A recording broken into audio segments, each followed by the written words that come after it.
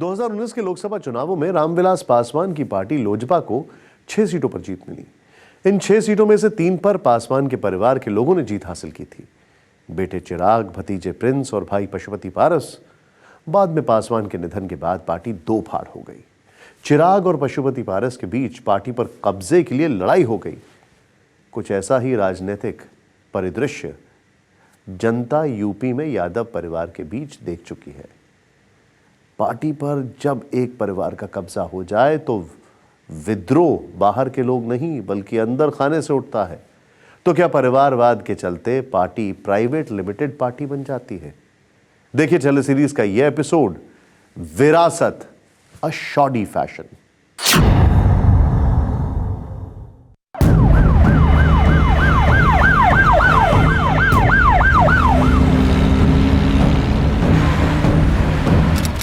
सात अप्रैल 2017, डिंडीगुल, तमिलनाडु।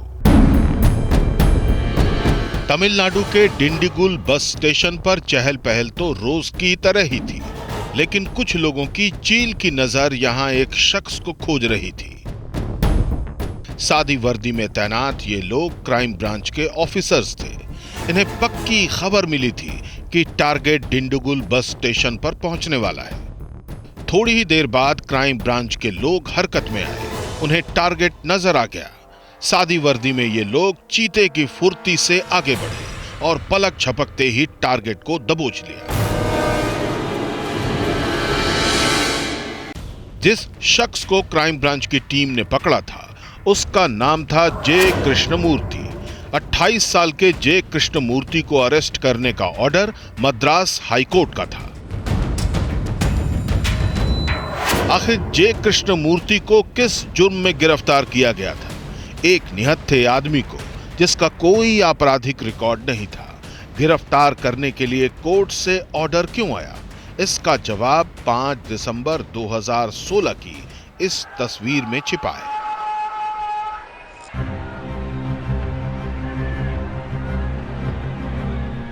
इस दिन 68 साल की उम्र में तमिलनाडु की मुख्यमंत्री जयललिता का निधन हुआ था।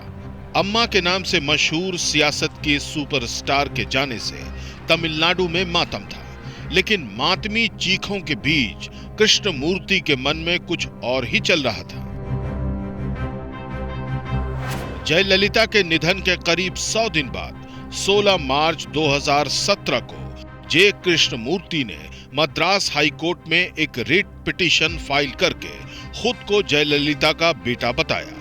जे कृष्णमूर्ति ने दावा किया कि वो जयललिता और मशहूर तेलुगु एक्टर शोभन बाबू की संतान है, इसलिए जयललिता की संपत्ति पर उसका हक है।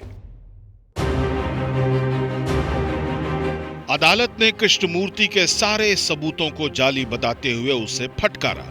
जब पुलिस वेरिफिकेशन में भी कृष्णमूर्ति के दिए साक्ष्य गलत साबित हो गए, तब 27 मार्च 2017 को मद्रास हाईकोर्ट ने पुलिस को ऑर्डर दिया कि 10 अप्रैल से पहले जे कृष्णमूर्ति को गिरफ्तार करके अदालत के सामने पेश किया जाए। दरअसल जे कृष्णमूर्ति को पता था कि जयललिता के वारिस के नाम पर सिर्फ एक भतीजी है। जे कृष्णमूर्ति की नजर सिर्फ जयललिता के बंगले रॉयस गार्डन पर नहीं थी, बल्कि वो उस विरासत को भी अपने हाथ में लेना चाहता था जो एमजीआर से ट्रांसफर होकर जयललिता तक पहुंची थी। जे कृष्णमूर्ति का सपना 6 बार की मुख्यमंत्री रही जयललिता का सियासी वारिस बनना था, बेहिसाब ताकत का मालिक बनना था, 5 करोड़ वोटर्स का मसीहा बनना था, लेकिन ये हो न सका। जयललिता के जाने के 20 महीने बाद तमिलनाडु की राजनीति के सबसे धाकड़ राजनेता एम करुणानिधि भी चल बसे। अप्रैल 2021 में असेंबली इलेक्शन हुए, नतीजे आए और करुणानिधि के बेटे एम के स्टालिन मुख्यमंत्री बने। இந்திய நாட்டின் ஒப்பில்லாத முழுமுதல் ஆட்சியையும் ஒருமையும் நிலைநிறுத்துவேன் என்றும் परिवार के मोह में या पुत्र मोह में या संतान मोह में फंसना एक बहुत सहज स्वाभाविक मानवीय कमजोरी है। सत्ता में आने के बाद अपवादों को छोड़कर धीरे धीरे जो सत्ता के साथ पद के साथ जो और चीज़ें आती हैं, अहंकार आता है, फिर पैसा आता है, फिर भ्रष्टाचार आता है, और उसके साथ पद का एक मोह आता है, वो चखने के लिए उनकी दूसरी पीढ़ियां भी आतुर हो जाती हैं, क्योंकि वो उसी परिवार में रह रहे बच्चे उनको वो सत्ता और वो वैभव जब दिखने लगता है तो वो उसके आदी हो जाते हैं। करुणानिधि जब स्वयं युवा थे तो बहुत क्रांतिकारी थे, लेकिन एक बार जब वो मुख्यमंत्री हो गए, कई बार बन गए, वृद्ध होने लगे, तब तक उनका एक पारिवारिक, आर्थिक और राजनीतिक साम्राज्य भी बन गया था। तो धीरे धीरे फिर उनके वारिस भी उनकी अपनी संतानें होते गई।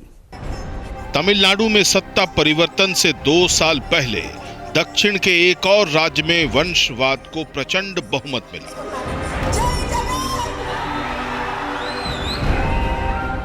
11 अप्रैल 2019 को आंध्र प्रदेश में विधानसभा चुनाव हुए।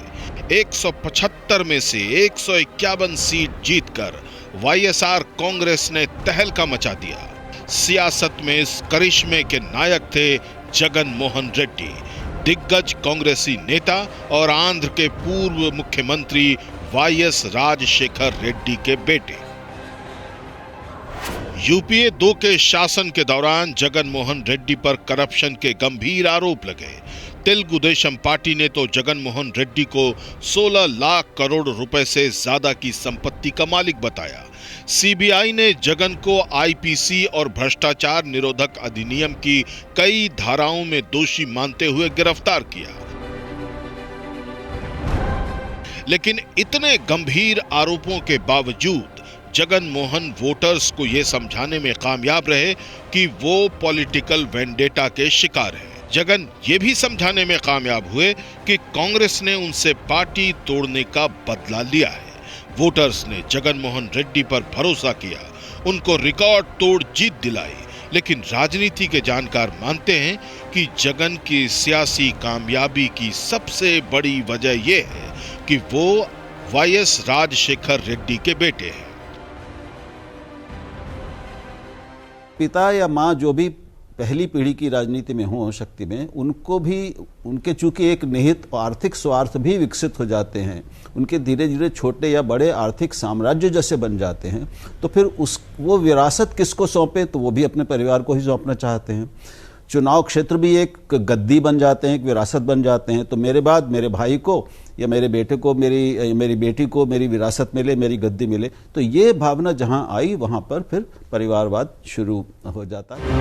मैं हेमंत सोरेन सत्यनिष्ठा से प्रतिज्ञा करता हूं कि अब 29 दिसंबर 2019 की ये तस्वीर देखिए, जब हेमंत सोरेन झारखंड के मुख्यमंत्री पद की शपथ ले रहे थे। भारत की प्रभुता एवं अखंडता अक्षुण्ण रखूंगा। हेमंत के पिता शिबू सोरेन कांग्रेस सरकार में कोयला मंत्री भी रह चुके हैं, झारखंड के मुख्यमंत्री भी रह चुके हैं।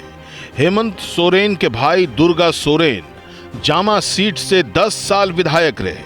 अब वहां से दुर्गा सोरेन की पत्नी सीता सोरेन विधायक है। विजयादशमी के दिन सीता सोरेन की बेटी जयश्री और राजश्री भी सियासत में कूद गई और अपने पिता के नाम पर दुर्गा सोरेन सेना का गठन कर लिया। हेमंत सोरेन के भाई बसंत सोरेन झारखंड युवा मोर्चा के प्रेसिडेंट हैं और दुमका से विधायक भी हैं। यानी पूरा सोरेन परिवार झारखंड में पॉलिटिक्स का पर्याय बन चुका है। शिबू सोरेन पर मर्डर और करप्शन के गंभीर मुद्दे भी दर्ज हुए। आजीवन कारावास की सजा भी हुई। बाद में वो बरी भी हुए, लेकिन झारखंड की सियासत की सुर्खियों में छाए रहे। शिबू सोरेन को कई आदिवासी अपना हीरो मानते हैं, उन्हें दिशोम गुरु कहते हैं। शायद यही वजह है कि तमाम विवादों में रहने के बावजूद सोरेन परिवार आज सत्ता में है।